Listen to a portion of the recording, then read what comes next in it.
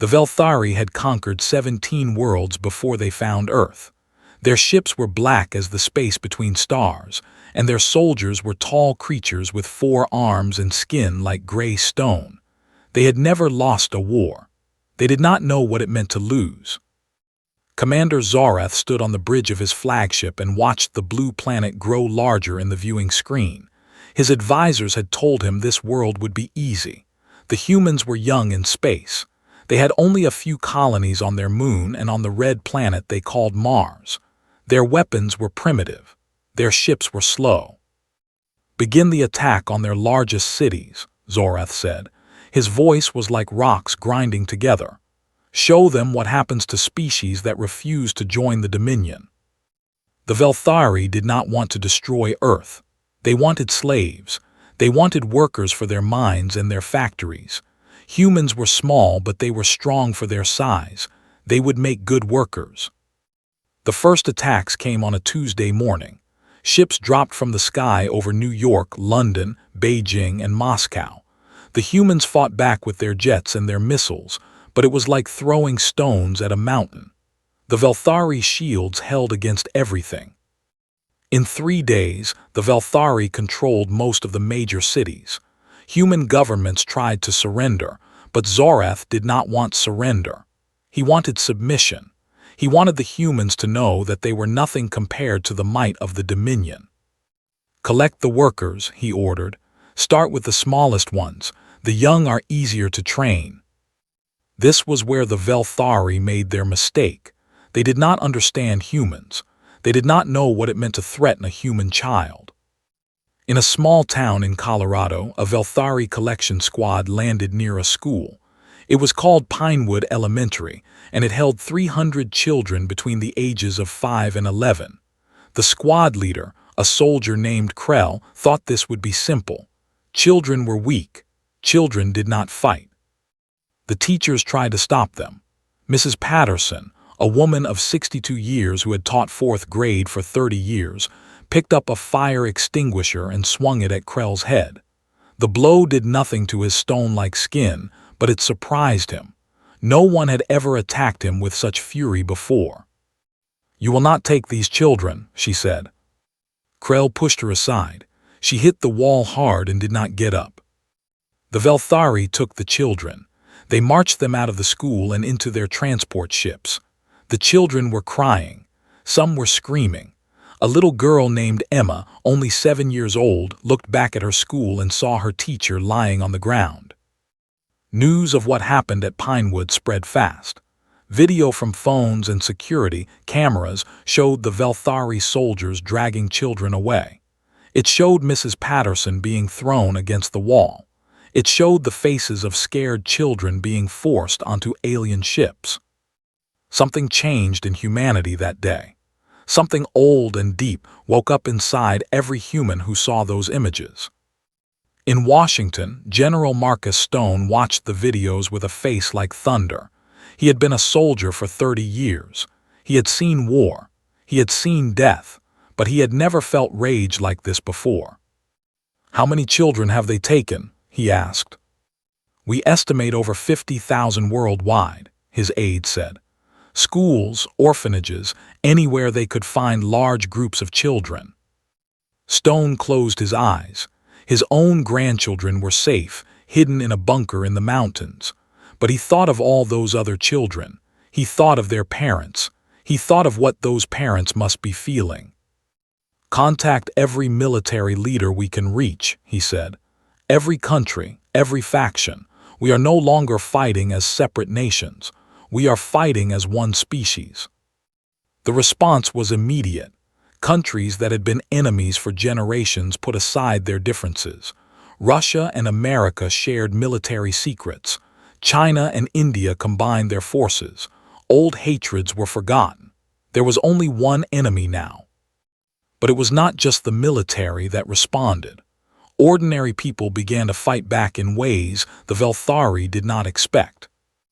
In Texas, a man named James Cooper heard about the children being taken.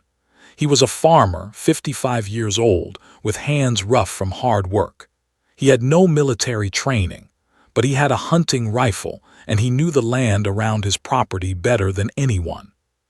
When a Velthari patrol came to his area looking for more humans to collect, Cooper was ready. He hid in the trees and waited. When the soldiers passed below him, he fired. The first shot hit a Velthari soldier in the eye. It was the only weak point in their stone-like skin, and Cooper had figured this out by watching the videos carefully. The soldier fell dead. The others turned to find him, but Cooper was already moving. He knew every rock, every tree, every hiding spot on his land. He killed 3 more soldiers before they retreated. Word spread about Cooper's success.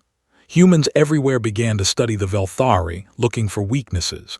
They found that the eyes were vulnerable. They found that extreme heat could crack the stone skin.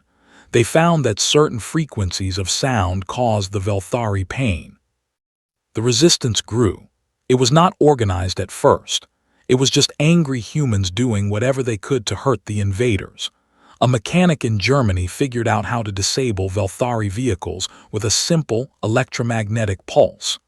A chemist in Japan created a gas that made it hard for Velthari to breathe. A group of hackers in South Korea found a way to interfere with Velthari communications. But the Velthari still held the children, and that was what drove humanity mad with rage. In Colorado, the parents of the Pinewood children gathered together. There were over 200 of them, mothers and fathers who had lost their children to the aliens. They met in a church basement, and they made a plan. "We will get them back," said a woman named Sarah Mitchell. Her daughter Emma was one of the taken children. "I don't care what it takes. I don't care if we have to fight every alien in the galaxy. We will get our children back." The others agreed. They were not soldiers. They were teachers and doctors and store clerks and accountants. But they were parents, and there is no force in the universe more dangerous than a parent whose child has been taken. Commander Zorath did not know it yet, but he had made the worst mistake of his long career. He had awakened something in humanity that had been sleeping for thousands of years. He had reminded humans why they had survived ice ages and plagues and wars, and every other challenge that had tried to destroy them. Humans protected their young. They protected them with a fury that no other species in the galaxy could match, and now that fury was fully awake. The real war was about to begin. The Velthari holding facility was located in what had been downtown Denver. The aliens had cleared away the human buildings and constructed their own structure, a massive gray pyramid that reached toward the sky. Inside, thousands of human children were kept in cells, waiting to be shipped off to work in Dominion mines on distant worlds. Emma Mitchell sat in her cell with 11 other children. She was scared, but she was also angry. Her mother had always told her that being brave did not mean not being scared. It meant being scared and doing the right thing anyway. "We have to find a way out," she whispered to the others. "How?" asked a boy named Tommy. He was 9 years old and had been crying for 2 days straight. "They're too big, too strong." Emma looked around the cell. There was nothing but gray walls and a door that only opened when the Velthari brought them food. But Emma noticed something. The Velthari who brought the food always seemed uncomfortable around them. They moved quickly and tried not to look at the children directly. "I think they're scared of us," Emma said. "That's stupid," Tommy said. "Why would they be scared of kids?" Emma did not know the answer, but she remembered something her father had told her once. He said that the most dangerous animal was not the biggest or the strongest. It was the one that would never give up. Outside the facility, the resistance was gathering. General Stone had brought together the largest military force in human history. Ships from every nation surrounded the Denver area. Tanks and soldiers waited at the edges of the Velthari control zone, but they could not attack directly. The children were inside, and any large assault might kill them. "We need to get inside," Stone said. "We need small teams that can move without being detected." Sarah Mitchell stood at the back of the command center. She was not military. She had no right to be there. But her daughter was inside that pyramid, and no one had been able to stop her from coming. "Let me go," she said. Stone looked at her.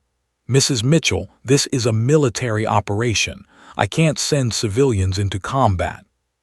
"You're not sending me," Sarah said. "I'm going whether you like it or not, and I'm not the only one." She was right. Outside the command center, hundreds of parents had gathered. They had come from all over the country, all over the world. Some had weapons. Some had tools.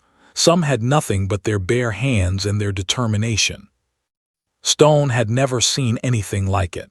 These were not soldiers. They were ordinary people who had been pushed too far. And looking at their faces, he knew that nothing in the universe would stop them from getting their children back. "Fine," he said, "but you follow my orders. We do this smart or we don't do it at all." The plan was complicated. While the military kept the Velthari busy with attacks on their outer defenses, small teams would infiltrate the pyramid through the underground tunnels that still existed beneath Denver. The teams would find the children and get them out before the Velthari knew what was happening. Sarah was assigned to Team 7. There were 12 people in her team, all parents of missing children. They were led by a former Marine named Rodriguez who had lost his own son in the collection. "Stay quiet," Rodriguez whispered as they entered the tunnels. "Stay together, and remember why we're here." They moved through the darkness with flashlights taped to their weapons. The tunnels were old and crumbling, but they had been reinforced by human engineers who knew how important this mission was. Above them, the battle was beginning. Human jets screamed across the sky, firing missiles at the Velthari pyramid. The aliens responded with their own weapons, green beams of energy that cut through anything they touched. But the humans had learned. They had studied Velthari tactics. They knew that the aliens always responded the same way to attacks, following patterns that could be predicted. Human commanders used this knowledge to keep the Velthari distracted while the infiltration teams moved closer. Team 7 reached the basement of the pyramid after 2 hours of crawling through narrow passages. Rodriguez used a special device to cut through the alien metal of the wall. It took time, but eventually they broke through. Inside, the pyramid was strange and cold. The walls glowed with a faint blue light, and the air smelled like metal. Sarah felt like she was inside the body of some giant creature. "Children are held on the upper levels," Rodriguez said. "We need to find the stairs." They moved through the corridors carefully. Twice, they had to hide as Velthari patrols passed by.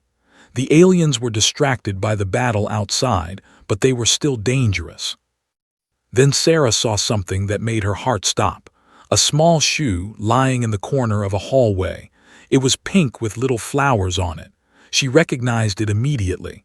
It belonged to Emma. "She's here," Sarah whispered. "My daughter is here." Rodriguez put his hand on her shoulder. "We'll find her, but we have to be careful." They followed the hallway until they reached a large door. Behind it, they could hear children crying. Sarah wanted to run forward to break down the door and hold her daughter, but she knew that would get them all killed. "We need to take out the guards first," Rodriguez said. There were 2 Velthari soldiers standing in front of the door. They were big, even bigger than the ones Sarah had seen in the videos. Their 4 arms held weapons that glowed with the same green energy as the beams outside. Rodriguez held up his hand. He had a plan. He pointed to himself and 2 other team members. They would attack from the front. The others would wait and move in once the guards were down. "Eyes," he whispered. "Aim for the eyes." They attacked. Rodriguez and his team fired their weapons at the guards' faces. The Velthari screamed in their strange language and fired back, but the humans were already moving. Sarah watched as Rodriguez ducked under a green beam and drove a knife into the eye of one guard. The creature fell. The second guard was harder. It grabbed one of the team members, a man named Phillips, and threw him against the wall.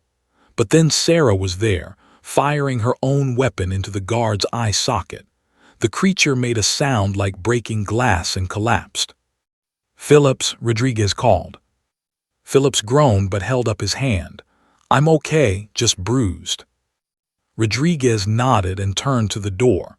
He placed a small explosive charge on the lock and stepped back.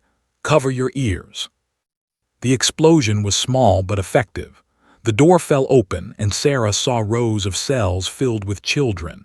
She saw scared faces looking out at her, and then she saw Emma. "Mommy!" Emma screamed. Sarah ran to her daughter's cell. She did not know how to open it, so she just pulled at the bars with all her strength. Rodriguez came beside her and used another small charge to break the lock. Then Emma was in her arms, and Sarah was crying, and nothing else in the universe mattered. "We have to move," Rodriguez said. "More guards will come." The team began opening cells and freeing children. Some of the children could not walk on their own, so the adults carried them. Some of the older children helped the younger ones. Together, they moved back toward the tunnels. But the alarm had been raised. Velthari soldiers were coming from everywhere. Rodriguez led the way, firing at any alien that appeared. Other team members protected the children as best they could. "We're not going to make it," one team member said. "Yes, we are," Sarah said. She held Emma with one arm and her weapon with the other. "We didn't come this far to fail." Then something happened that none of them expected. The children began to sing. It started with one small voice, then another, then more. It was a simple song, one that humans taught their children in every country around the world. It was a song about hope and courage and never giving up. And the Velthari soldiers stopped. They stood in the corridors, their weapons lowered, their eyes wide with something that looked like fear. They did not attack. They did not move. They just stood there, listening to the children sing. Rodriguez did not understand what was happening, but he was not going to waste the opportunity. "Move," he shouted. "Get the children out." Team 7 and the freed children ran through the corridors and into the tunnels. Behind them, the Velthari still did not follow. Something about the singing had frozen them in place. When they emerged from the tunnels into the morning light, Sarah looked back at the pyramid. She still did not know why the aliens had stopped, but she knew that her daughter was safe, and that was all that mattered. The battle was still raging above them, but for Sarah and Emma, the war was over. They were together again, and nothing would ever separate them. Commander Zorath did not understand what was happening. His soldiers, the finest warriors in the Dominion, were refusing to fight. They stood in the corridors of the holding facility like statues, their weapons hanging at their sides. "What is the meaning of this?" he demanded. One of his officers approached him. The officer's name was Velan, and he was one of Zorath's most trusted soldiers. But now his face was strange, almost confused. "Commander," Velan said, "the young ones were singing." "Singing? What does that have to do with anything?" Velan did not answer right away. He seemed to be struggling with something, searching for words he did not know how to say. "In the old times," he finally said, "before the Dominion, our people sang to their young. It was how we taught them, how we protected them, how we showed them love." Zorath felt cold. He knew what Velan was talking about. The ancient songs had been forbidden for thousands of years, since the first Dominion leaders decided that emotions made soldiers weak. Velthari children were taken from their parents at birth and raised in military training camps. They never heard songs. They never knew love. "That was a long time ago," Zorath said. "We are soldiers now. We do not have time for such weakness." "But Commander," Velan said, "when the human children sang, I felt something. I remembered something, and I could not make myself hurt them." Zorath looked at his officer with disgust, but then he noticed that other soldiers were nodding. They had felt the same thing. The singing had awakened something in them that the Dominion had tried to destroy. "This is unacceptable," Zorath said. "We will take new soldiers from the ships, soldiers who have not been contaminated by this human weakness." But it was too late. The infiltration teams had freed most of the children during the confusion, and outside, the human military was pressing their advantage. They had broken through the outer defenses and were approaching the pyramid. Zareth retreated to his command center and contacted the Dominion High Council. He needed reinforcements. He needed ships. He needed to destroy this troublesome planet before the humans did any more damage. The council listened to his report. Then the High Speaker, an ancient Velthari named Droth who had led the Dominion for over 500 years, gave his response. "You failed, Zareth," Droth said. "You were supposed to collect workers and instead you have started a war. Worse, you have caused our soldiers to remember the old ways. This cannot be allowed to spread." "Send me more ships," Zareth said. "I will burn this world to ash." "No," Droth said. "We will send ships, but not to help you. We will burn Earth ourselves from orbit. No contamination must reach the Dominion." Zareth felt a moment of fear. "And what of my soldiers? What of me?" "You will stay on Earth," Droth said. "You will burn with the humans. That is the price of failure." The communication ended. Zareth stood alone in his command center, knowing that death was coming for him. For a moment, he felt something strange. He felt regret. He wondered if things might have been different if the Dominion had not forbidden the old songs. Then he pushed those thoughts away. He was a soldier. He would die like one. But the humans had other plans. General Stone had intercepted the Dominion communication. His intelligence officers had been working on breaking the Velthari encryption for weeks, and they had finally succeeded. Now he knew that the aliens were going to destroy Earth from orbit. "How long do we have?" he asked. "The Dominion fleet will arrive in 3 days," his aide said. 3 days. It was not enough time to build defenses. It was not enough time to evacuate the planet, but it might be enough time to do something else. Stone looked at the map of Earth. Billions of people lived on this small blue world. Men, women, children. They had survived everything that the universe had thrown at them. He refused to believe that they would die now. "Contact every scientist we have," he said. "Every engineer, every brilliant mind on this planet. Tell them we have 3 days to figure out how to stop a fleet that we can't possibly beat." The response was immediate. Scientists dropped whatever they were working on and focused on the problem. Engineers designed new weapons using whatever materials they could find. Hackers dug deeper into the Velthari systems, looking for any weakness they could exploit. And in a small laboratory in Switzerland, a physicist named Dr. Anna Chen had an idea. "We can't beat them in a fight," she said to her colleagues. "Their ships are too powerful, their weapons are too advanced, but what if we don't have to fight them?" "What do you mean?" one of her colleagues asked. Dr. Chen pulled up her calculations on the screen. The Velthari use a specific frequency for all their communications and navigation. If we can generate a pulse at exactly the right frequency, we might be able to disable their entire fleet at once. "That's impossible," another colleague said. "We don't have anything powerful enough to generate a pulse like that." Dr. Chen smiled. "Actually, we do. Every nuclear power plant on Earth. If we link them together and fire them all at once, we might just have enough power." It was a crazy plan. It might not work. Even if it did work, it might destroy every electronic device on Earth. But it was the only plan they had. General Stone approved the operation. Engineers worked around the clock to connect the power plants. Scientists calculated and recalculated the frequencies. Governments around the world coordinated like they had never coordinated before. And in the middle of all this, the ordinary people of Earth continued to fight. In Denver, the Velthari forces were surrounded. Human soldiers pressed in from every direction.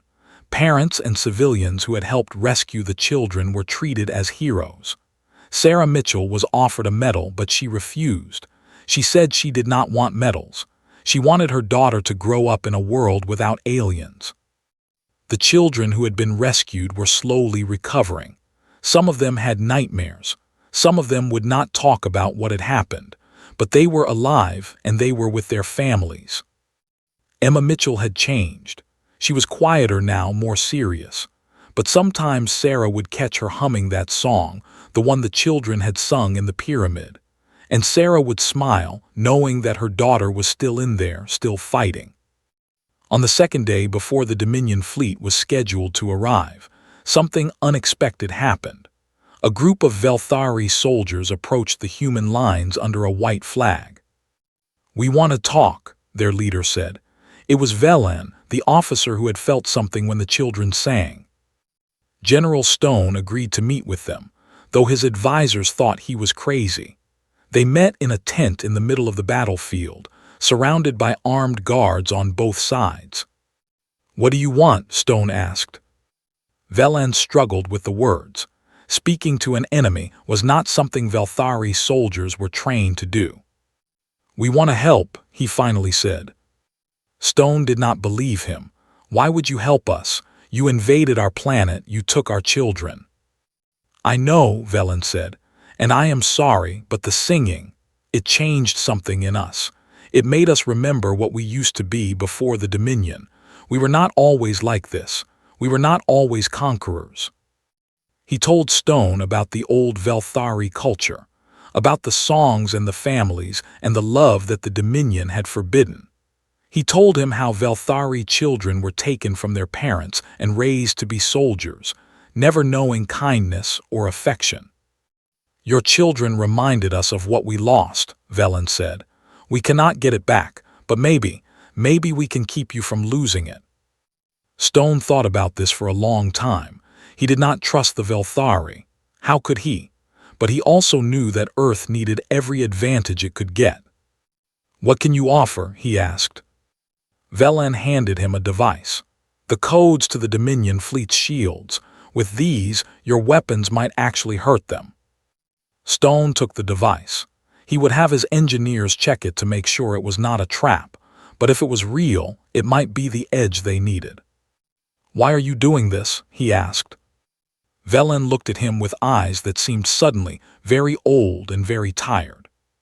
"Because I heard a little girl sing a song about hope," he said, "and I remembered that I used to believe in hope too." The Dominion fleet arrived exactly when the High Council had said it would. 300 ships dropped out of hyperspace above Earth, their weapons already charging. They were ready to burn the planet clean, to destroy every human and every Velthari traitor who had dared to defy the Dominion. High Speaker Droth himself commanded the fleet. He had not planned to come personally, but the reports from Earth had disturbed him. Soldiers refusing to fight, ancient songs being remembered. This was more than just a failed conquest. This was a threat to everything the Dominion had built. "Target the major population centers," Droth ordered. "Fire when ready." The ships moved into position. On Earth below, billions of people looked up at the sky and knew that death was coming. But the humans were ready. Dr. Chen stood at the control center of the global pulse generator. Every nuclear power plant on Earth was linked to her console. Engineers and scientists surrounded her, checking and rechecking their calculations. "We only get one chance at this," she said. "If we miss, there's no second shot." General Stone was connected to her through a video link. "The Velthari codes checked out," he said. "Their shields will be vulnerable for exactly 30 seconds after the pulse hits. That's when we fire everything we have." "And if the pulse doesn't work?" Dr. Chen asked. "Then we die," Stone said, "but we die fighting." Dr. Chen nodded. She looked at her team, at the men and women who had worked without sleep for 3 days to give humanity a chance. They were exhausted. They were scared, but they were not giving up. "Charging pulse generator," she said. "All plants reporting ready." Above Earth, the Dominion fleet opened fire. Green beams of energy lanced down toward the planet, targeting cities across the world. The first beam struck Tokyo, and millions of people screamed as destruction fell from the sky. Now, Stone shouted. Dr. Chen pressed the button. Every nuclear power plant on Earth released its energy at once. The pulse was invisible to human eyes, but sensors showed it spreading outward like a wave, rising up from the planet and rushing toward the alien fleet. The pulse hit the Dominion ships, and everything went dark. Lights flickered off, weapons stopped charging, navigation systems failed. For exactly 30 seconds, the most powerful fleet in the galaxy was helpless. Fire, Stone roared. Every weapon humanity had was aimed at the sky. Missiles launched from silos around the world. Fighter jets that had been waiting at high altitude dove toward the enemy ships. Even civilian aircraft carrying improvised bombs joined the attack. And the Velthari codes worked. The missiles passed through the disabled shields and struck the Dominion ships. Explosions blossomed in the darkness of space. One ship after another died, torn apart by human weapons that should not have been able to touch them. High Speaker Droth watched his fleet being destroyed and felt something he had not felt in 500 years. Fear. "Get us out of here," he screamed. "Jump to hyperspace." But the navigation systems were still recovering from the pulse. The ships that tried to jump were torn apart by improperly calibrated drives. Droth's own flagship shook as human missiles struck its hull. "This is impossible," he said. "They're primitives, they shouldn't be able to do this." But they were doing it. Ship after ship fell. The greatest fleet in Dominion history was being destroyed by a species that had only discovered space travel a few centuries ago. On Earth, people watched the explosions in the sky and cheered. In Denver, Sarah Mitchell held Emma tight and cried with relief. In Switzerland, Dr. Chen and her team hugged each other and laughed like children. But it was not over yet. Droth's flagship was still operational. Its weapons were coming back online, and Droth was not going to retreat in shame. If he was going to die, he would take Earth with him. "Charge the primary weapon," he ordered. "Target the planet's core. If we can't have this world, no one will." The primary weapon was a planet killer. It had been used only twice in Dominion history, both times against worlds that had dared to resist the Dominion too effectively. It would tear Earth apart from the inside out. "Primary weapon charging," the weapons officer reported, "ready to fire in 60 seconds. General Stone saw what was happening on his sensors. "That ship is charging something big," he said. "We need to stop it." But most of the human weapons had already been fired. The missiles were gone. The fighters were out of ammunition. There was nothing left to throw at the flagship. Except for one thing. Velen and his soldiers had been waiting near the battlefield in Denver. They had not been allowed to fight directly, because no one fully trusted them yet. But they had been listening to the human communications, and they knew what was about to happen. "We have to do something," Velen said to his soldiers. "What can we do?" one of them asked. "We have no ships, no weapons strong enough." Velen thought about the children singing. He thought about the old songs that his people had forgotten. He thought about what it meant to protect something precious. "We have one thing," he said. "We have ourselves." He contacted General Stone through the captured communication device. "General, we can stop that ship, but we need you to trust us." "How?" Stone asked. "The Dominion uses a failsafe in all their ships. If the commanding officer dies, the ship automatically shuts down. We know the codes to beam onto that ship. We can kill Droth." "You'd never survive," Stone said. "We know," Velen said.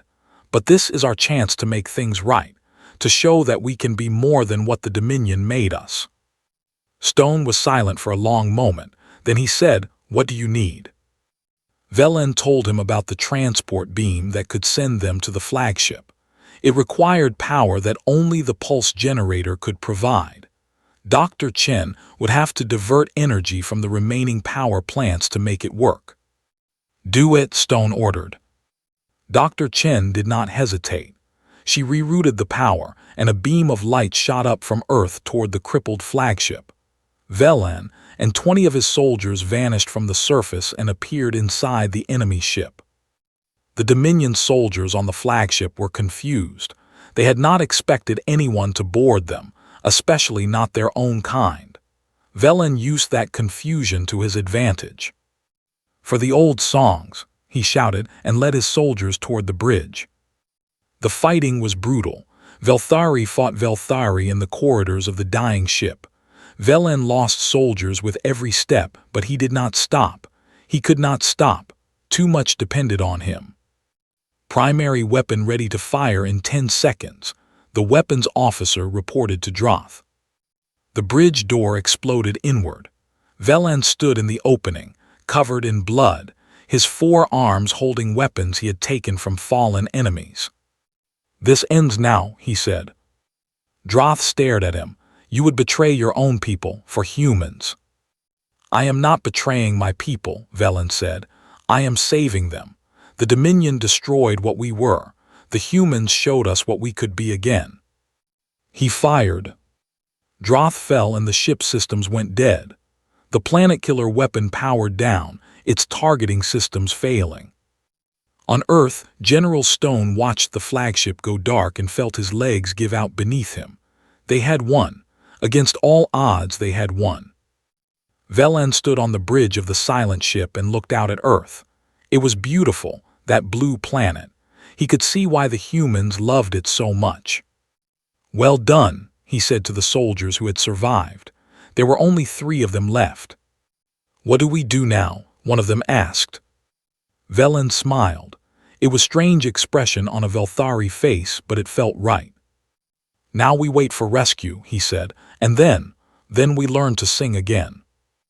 1 year later, the world had changed. The Dominion, shattered by the loss of its fleet and its high speaker, had collapsed into civil war. Reports came in from across the galaxy of other species rising up against their Velthari conquerors, inspired by what had happened on Earth. Humanity was no longer alone in the universe, and no longer afraid. In Colorado, a memorial had been built at Pinewood Elementary. It stood in the school's front yard, a simple stone marker with the names of everyone who had fought to save the children. Mrs. Patterson's name was at the top. She had survived her injuries and was back to teaching, though she walked with a cane now. Sarah Mitchell visited the memorial every week. She would stand there for a few minutes, reading the names, remembering what had happened. Sometimes Emma came with her. Sometimes Sarah came alone. Today, Emma was with her mother. She was 8 years old now, taller and stronger than she had been. The nightmares had mostly stopped. She was even starting to smile again. "Mom," Emma said. "Yes, sweetheart." "Why did the aliens stop when we sang?" Sarah had thought about this question many times. She had talked to scientists and soldiers, and even some of the Velthari survivors. None of them had given her a complete answer. "I think," she said slowly, "that singing is something very special. It's how we share our feelings with each other. It's how we tell the people we love that we're not alone. And the Velthari had forgotten what that was like. But they remembered because of us. Yes, you helped them remember what it means to be a family, what it means to protect the people you love." Emma thought about this. Then she reached out and took her mother's hand. "I'm glad," she said. "I was really scared, but I'm glad we helped them." Sarah felt tears prick her eyes. Her daughter had been through something terrible, and instead of coming out of it with hatred, she had come out with compassion. Sarah could not have been more proud. At the other side of town, a different kind of meeting was taking place. General Stone had come to Denver for a special occasion, the opening of the Human Velthari Cultural Exchange Center. It was the first building of its kind, a place where the 2 species could learn about each other and try to build something better than what had come before. Velan was there too. He had become the unofficial leader of the Velthari who had chosen to stay on Earth. There were about 100 of them, soldiers who had heard the children sing and could not go back to what they had been. I never thought I would see this day, Velen said to Stone. Our people working together, learning from each other. Neither did I, Stone admitted. A year ago I wanted to kill every Velthari in existence, but then I realized something. What? That hate doesn't protect anyone, it just destroys. What protects people is love. It's caring about something more than yourself. Stone gestured at the building in front of them. This is how we protect our future, not with weapons but with understanding. Velen nodded. He had been learning human songs over the past year, the lullabies and folk songs and simple melodies that humans taught their children. He had even started teaching them to the other Velthari survivors. It was slow work, remembering how to feel after thousands of years of being taught that feelings were weakness. There is something I want to show you, Velen said. He led Stone inside the building to a small room that had been set up as a classroom. Inside, a group of Velthari were sitting with a group of human children. The children were teaching the aliens how to sing "Twinkle, Twinkle, Little Star." The Velthari voices were rough and strange, but they were trying, and the children were laughing, not in mockery, but in joy. This is what we took from our people, Velen said quietly, and this is what your people have given back to us. Stone watched the strange scene and felt something shift inside him. He had been a soldier for most of his life. He had fought wars and led battles and done terrible things in the name of protecting his country. But this was something different. This was hope. Back at Pinewood Elementary, the day was ending. Sarah and Emma walked home through streets that had been rebuilt after the invasion. The damage was mostly gone now, replaced by new buildings and new growth. Life went on. Mom, Emma said again. Yes. When I grow up, I want to help people like you did, like everyone did. Sarah squeezed her daughter's hand. You will, sweetheart, you've already started. They walked the rest of the way in comfortable silence. Above them, the sun was setting, painting the sky in shades of orange and pink. It was beautiful. It was peaceful. In space, far from Earth, things were changing too. The Dominion was fragmenting. Species that had been slaves were freeing themselves.